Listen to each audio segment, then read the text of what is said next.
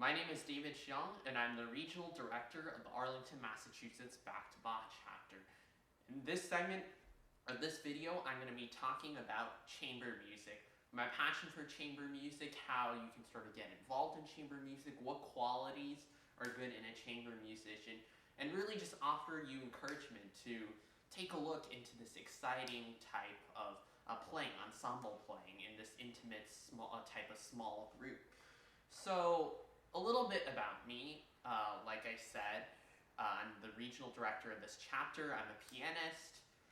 Been one since I was since at a young age, and I guess a fun fact about me is that I also like to surf in my free time. And besides the performing side of music, I also like composing as well. But where does this chamber music sort of fit into my musical life? Well, I think it opens up an avenue for creativity. I think it opens up an avenue for collaboration. So to talk a little bit about my involvement in chamber music, it first started actually, I guess you can think in a way, in elementary school when I first joined the NEC Children's Chorus, because that in a sense, you can think of it as an ensemble almost in a way, right?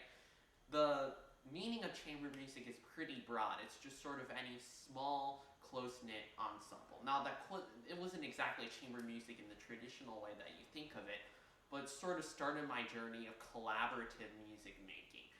And then actually, funny story, I did have a short stint with chamber at New England Conservatory.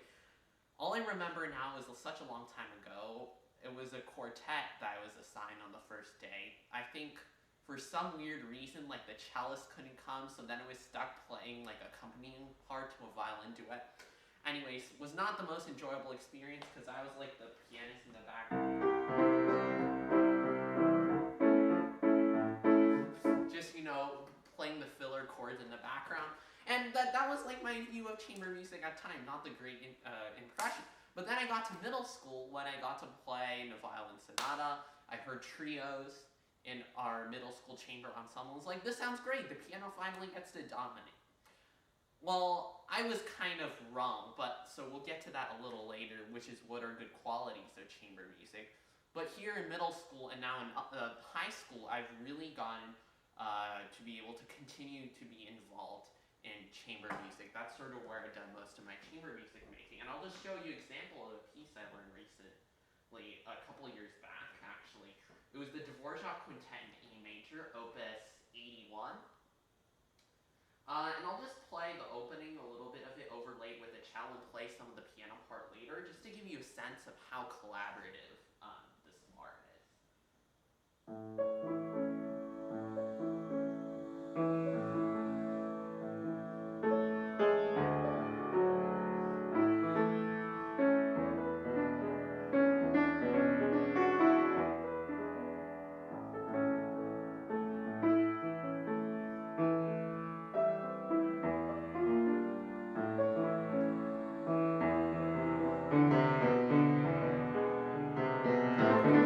Okay, now it's a little difficult playing that cello melody with the accompaniment at the same time, but back later, at first you have the cello,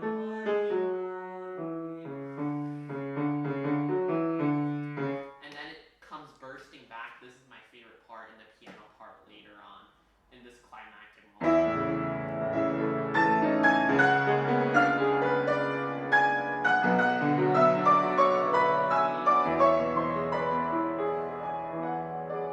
And this really shows the most important quality in that chamber musician, which I think is listening, right? I could have just took the same attitude I did when I first picked up chamber music and been like, okay, background, whatever. But I really paid attention to that light touch and really letting the cello come through in that moment, because if you do, then that really sparkles and the piece really gets to implode and shine when you get your more soloistic moment. So that's something I learned as a pianist. We often see ourselves as the big boss in chamber music, but being a team player is important too, and that brings me to my next quality, which is be friends with the people that you're with in your ensemble. I mean, it's really a lifelong connection. It's a really companionship, and you really get close to like the people in your group and really become great friends. And I think that's another added benefit to chamber music that I so much appreciate. And that I think is a great benefit of the activity.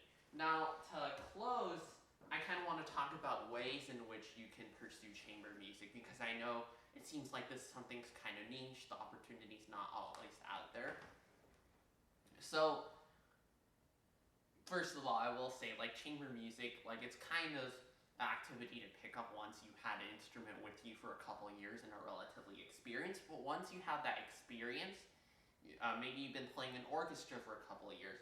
Maybe you've been taking private lessons with the teacher and have reached like even like a solid intermediate level. I encourage you to get involved because it really teaches you teamwork.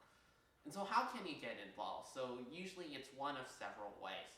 If you're in an orchestra program already, which maybe some of you watching this video I know you're already in, I encourage you, talk to your director, talk to your teacher about opportunities, because some orchestra programs will have like smaller informal chamber ensemble pairings that really gets you into that smaller group playing and close connections with the group. Another great avenue, and this depends on the school, generally it's only available at smaller schools like the one I go to, but like talk to your orchestra director. Sometimes they'll be more than happy to like set up chamber ensembles, a chamber program. And again, you get that really close-knit collaboration. And if all fails, like there are outside organizations like New England Conservatory, which like I said, that offer chamber music programs. And they also, if the financial cost of it is a hardship, they also try to do a best job possible of working around that. So there are many ways in which you can pursue the interest. But whatever the case, I would say if you got the instrument under your fingers for a couple of years, don't be afraid, try it out, because you know, you may make some new friends, and though you may be like the person like me who always could never figure out why the viola part was there, but then learned many years later, no shade to the string instruments. Even if you can't agree with your partners in your group on which is the best instrument, you'll have those fun moments of appreciation and fun moments of laughter. So that's my 2 cents on chamber music, and hope to see you next time in the near future. Thank you. Hi, I'm Letitia, and I'm a junior at Boston University Academy. I'm the pianist in a piano trio I formed with my friends when we were 9, after meeting at a summer camp at Rivers Conservatory. We've been playing together ever since, and now perform through the New England Conservatory and a variety of concerts and competitions. Over the past 7 years, we've explored so much amazing repertoire, but one of the pieces that stands out most to me is the second movement of Mendelssohn's Piano Trio in C minor. Here's a brief clip of us playing it.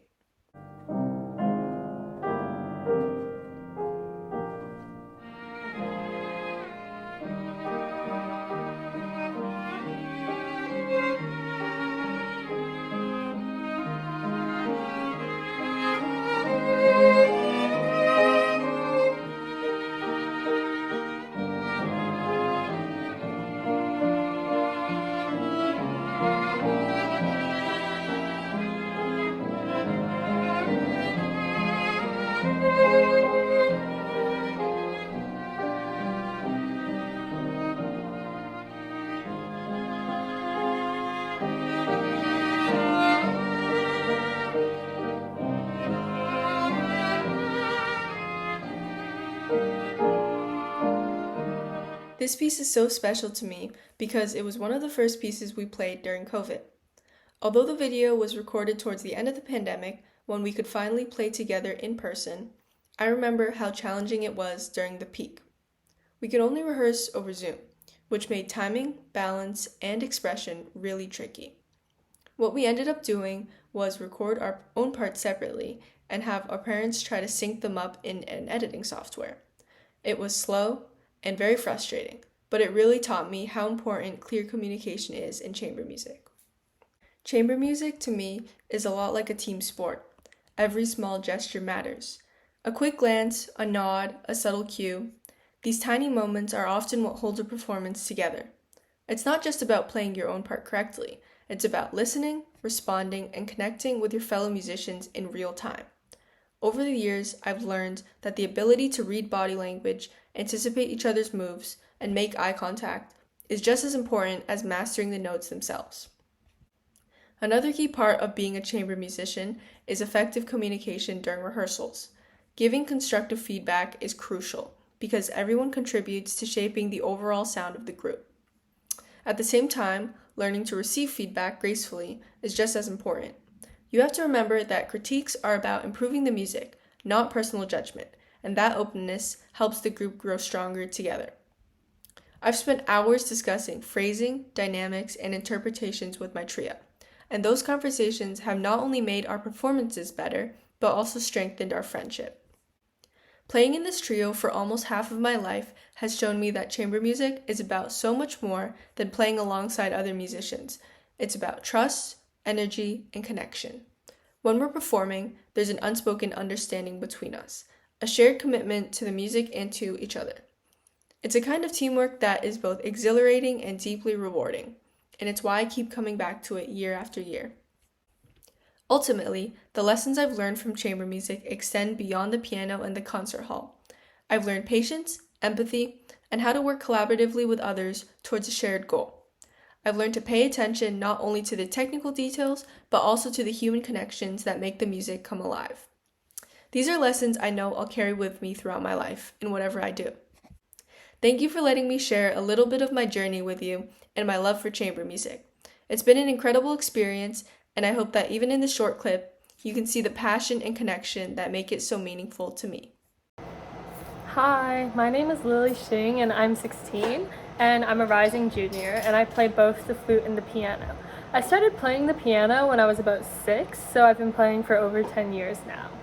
And I started playing chamber music at the start of my freshman year, and my main instrument at the time for chamber music was the piano. And prior to this chamber music experience that I had in freshman year, I had little to no experience playing the piano with anyone other than myself. And so it was definitely a learning curve from what I was used to, but I really enjoyed playing with other students, which is why I stuck with it, and now I'm going on to my 3rd year of chamber music. There are several different ways that you can pursue chamber music if you're interested. The opportunity that got me into it and involved was because my school offered a course for it, and so I took that opportunity and decided I might as well. However, even if your school does not offer chamber music, there are other ways you can participate, like a summer camp or like a summer program where it's just like they have like a course that might be chamber music. But even if you don't have that option, you can always just get together with your friends and create a group yourself and just play some classical music together, and there you have a chamber music and like a chamber group, and it just really shows how accessible it is. And there are just so many ways that you can get involved in chamber music and just be a part of it. And one interesting piece of chamber music that I played recently was the Reca Sinfonico for 4 flutes. And it's not that the piece itself was that interesting, but more it was an odd pick for my chamber group because it consisted of 2 flutes and 2 violins. But nevertheless, we still chose this piece to play because we liked how it sounded and we thought that it would be a good fit for our group. And it was also interesting for another reason that doesn't exactly have to do with chamber music, but it does show just how different chamber music can be. Because one of our group members was actually unable to play for some time because he had suffered an injury. So for like a bit of, it was more of a trio than a quartet. And it was an interesting process, but we ended up getting through it and having a great, successful performance together. And anyone can be a chamber musician, but the things that are best for a chamber musician is being dedicated and passionate about it. The thing that's so special about chamber music is that everyone plays a completely different part, and so your music is just a product of how much effort you put into it. You really only get out as much as you put into it, and for this is different from like a bigger ensemble, like a band or an orchestra, because there can be several people playing the parts, so there are people there to support like what you're playing. But in like a chamber group, you're responsible for your own part and you're responsible for knowing your own part. but you're also responsible for knowing everyone else's parts so that you can play together as a group. A good chamber musician, in my opinion, is dedicated to their craft, but they're also able to work with instead of around the people in their group. So instead of like just trying to focus on your own part and like just refining your own part, like it would be what makes a good chamber musician is that you know how to make your part complement your other fellow chamber musicians in your group. And so it's possible that you might find yourself in a group with people who play music like in a very different style, or they practice very differently from you.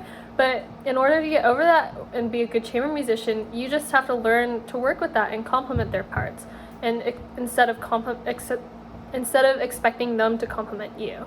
You're all a team, and there's no soloist in chamber music, and I think that's the most important thing that you have to know while you're playing chamber music. It's never too late to start chamber music and learn to thrive with them. And chamber music, it's like a breath of fresh air and a collaboration between different players, and it's really different from just being a soloist or playing in like a big group like an orchestra or a band. And I've enjoyed it these past few years, and I hope that others will as well. Thank you.